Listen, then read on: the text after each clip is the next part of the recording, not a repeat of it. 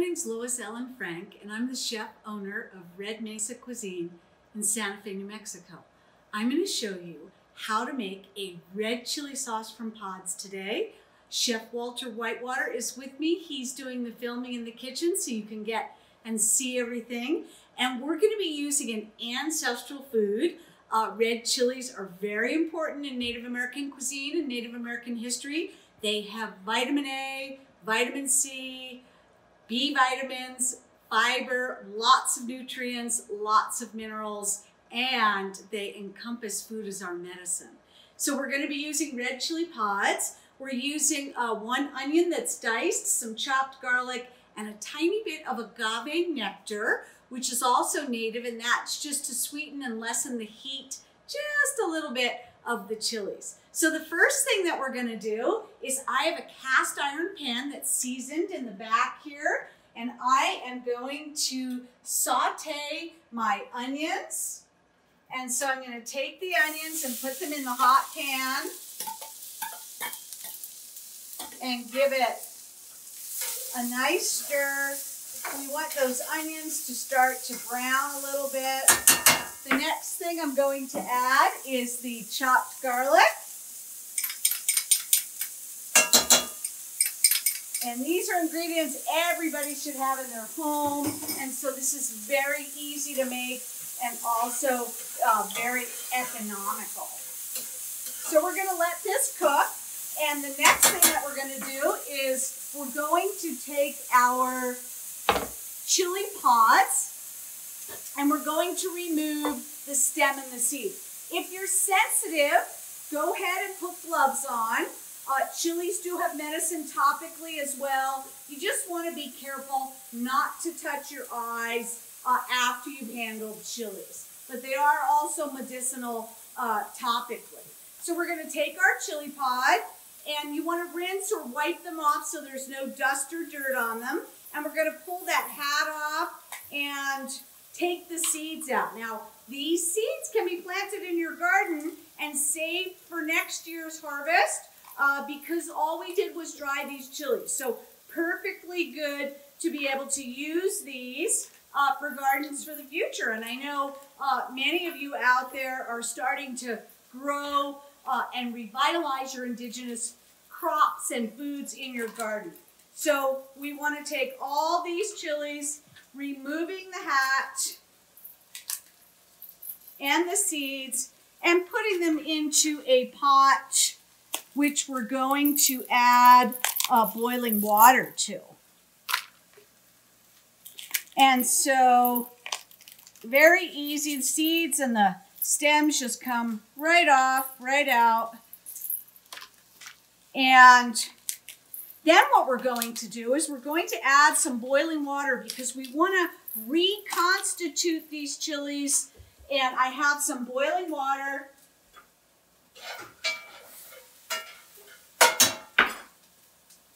Which I am going to pour over the chilies. What this does is this helps the chilies to puff and reconstitute, which is really important because that is part of this sauce and the flavor. So we're going to add our boiling water.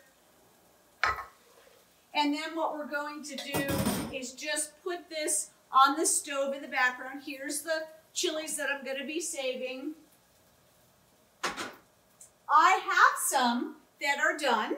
Once they're done, the chilies are going to change color and consistency. And you can actually tell by the way the chilies look. So they will change color. And you can see here that the chilies have puffed and the color has changed.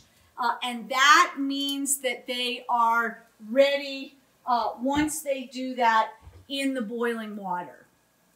So the next thing we're going to do is we're going to take our chilies and put them into the blender.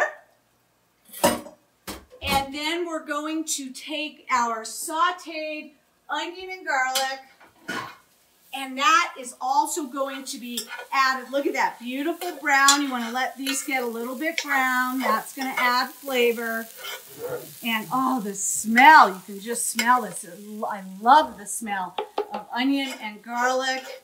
So we're going to add this to our blender. Make sure you get all that onion and garlic out of the pan. And then this is so easy. The next thing that we're going to do is we're just going to add some water to the blender, and then we're going to blend. You could also add vegetable stock, but I think this is we're gonna have great flavor here. And we're going now to add our agave. Then we're gonna blend.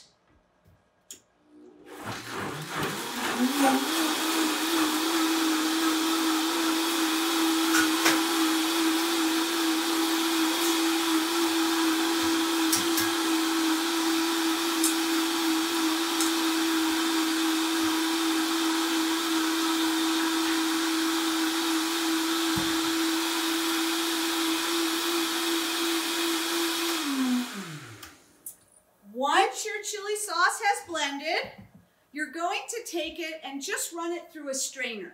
And that will get out, especially if you don't have a very powerful blender, that will get out any of the skin and seeds that did not get blended.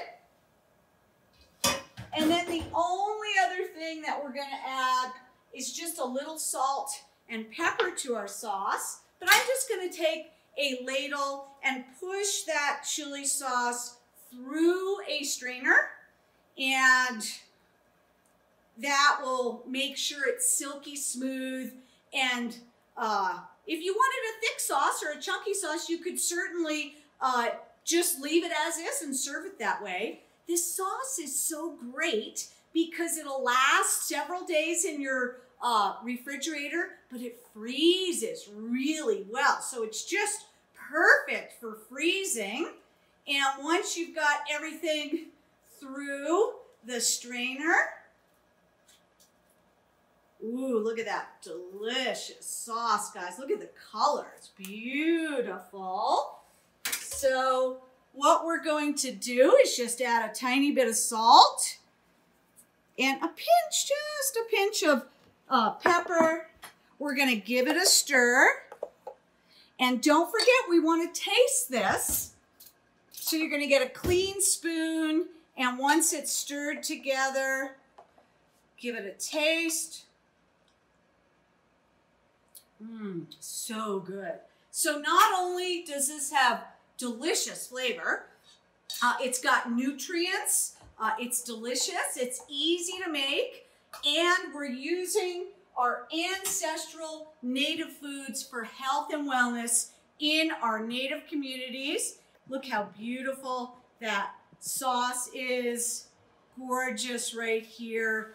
And so we have made an amazing chili sauce very quickly, very easily, lots of nutrients, and using our ancestral native foods. And so you can do this, and I encourage all of you to do this. It freezes well. I want you to stay tuned because we're going to be doing more videos on easy to make native foods. And I also want to say thank you to the organizations that have helped put this program together, the Physicians Committee for Responsible Medicine and Sun Life Financial for their support for this program. Please stay tuned. It's been a pleasure being your chef, and thank you to Chef Walter Whitewater for doing a great job on the filming. We look forward to seeing you in the future for doing ancestral Native American foods that are easy to make, nutritious, and delicious. Thank you so much for joining us, and we'll see you soon.